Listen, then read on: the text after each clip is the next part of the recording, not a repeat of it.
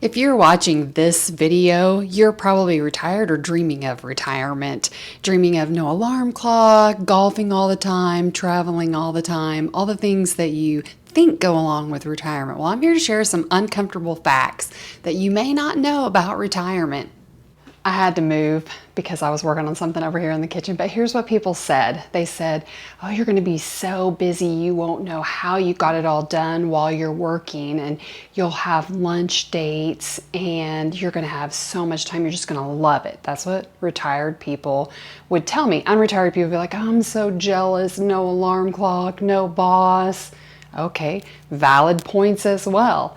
What I thought retirement was going to be drinking coffee and doing my Bible study every morning, beautiful Bible I bought last year, going to the gym, going to happy hours, maybe traveling. A lot of people say golf is the big retirement thing. I don't necessarily golf, so which would have all been great, except there are some uncomfortable facts, uncomfortable truths about being retired that people don't tell you. I did have a friend whose mom retired who was honest with me and did talk to me about some of these things and things that come up when you're retired. So let's get into those things. Let me back up just a minute to tell you my retirement stories so that you can maybe better understand some of the uncomfortable truths that I went through. But I retired in May of 2023, which is not this past May, but the May before. I was in public education for 30 years,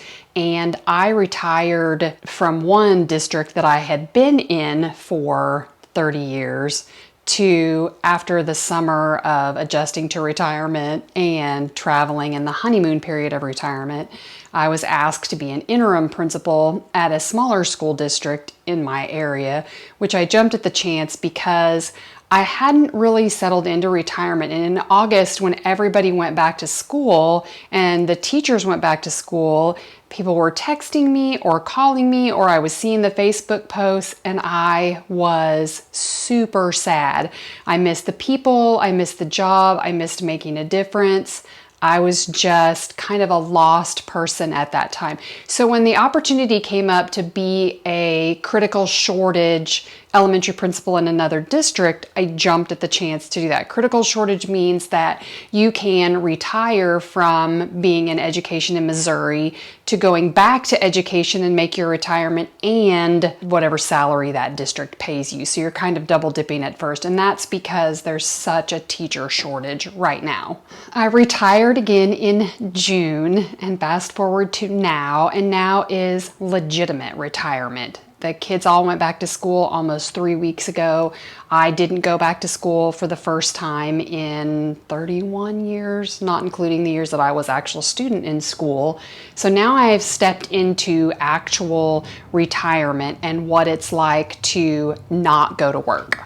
Depending on how you budgeted for your retirement, you may have unlimited time. You're not reporting to work anymore, but you may not have unlimited income. I consider my income passive income, like I don't have to work anymore. I have an income coming in. A lot of people consider it fixed income. You live on, this is the amount that you live on, the end. I currently have the same life that I had before I retired as far as expenses and budget and things like that. I just have unlimited time.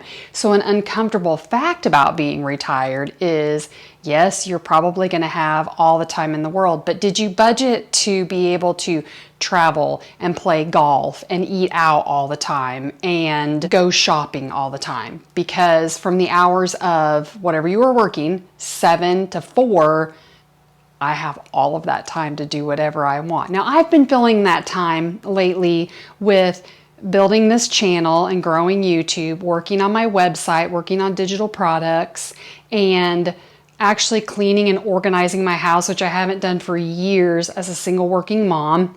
I have spent time with friends, with family. I have traveled.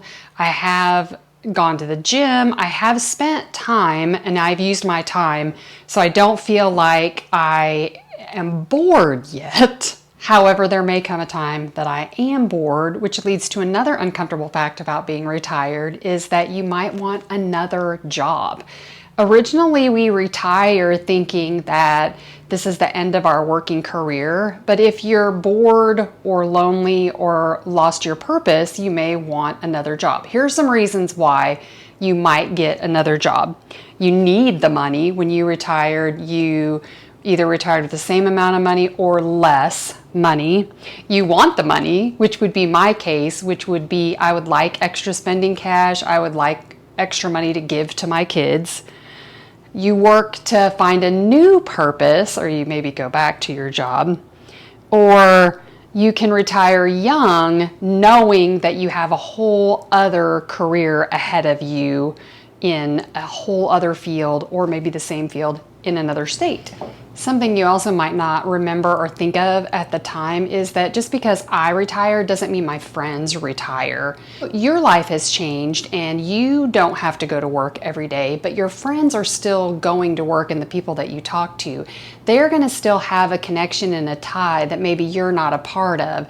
And when you do spend time together, they're going to have stories and work-related things that they're going to talk about, and you're going to feel kind of like an outsider, or you missed the joke or didn't hear some of it. It's not necessarily bad, and it is fun to hear the stories. I also have to do better about reaching out on my own to friends instead of waiting for them to reach out to me. I think that if you wait to reach out, it's maybe not going to happen because their lives are still busy, and it's a season of life and it's just natural. It's not that they don't care about you and still love you. It's just that their lives are different than yours are at this time. And you're thinking about it all day when they're busy and they're working and they're not thinking about it, and they don't realize they haven't talked to you or seen you in a while because they're still keeping up with the grind of just a regular workday. An uncomfortable fact that I think I'm coming to terms with a little bit better right now is that my identity was wrapped up in the job that I had in being an elementary principal. I identified as only a principal and not who God created me to be. It's hard to step out of that and not be in principal mode. Our job was very assertive, and I felt like I had to be in my masculine energy all the time and be a leader and a go-getter and a cheerleader, and it was exhausting. Now trying to find my identity, who am I now? I think it's so funny. I think of people in the spotlight who have retired recently. Jason Kelsey is one of those people that has retired, and I want to watch his journey and be a part of his thinking. He's got so much going on. He's so much busier probably now than when he was playing football, but there still has to be that mental aspect of retirement that plays in your mind, that he played football for so many years that he identifies as a football player even though he's doing all of these things. So there has to be those things that he misses in the daily grind. And of course, celebrities always talk about that. Athletes always talk about that. The team and the competition and the energy. And it's similar to whatever job you have. If you are dedicated and you are passionate about it, there are similar things when you retire. Stay tuned for more retirement wisdom and YouTube growth and learning on this channel, and I'll see you in my next video.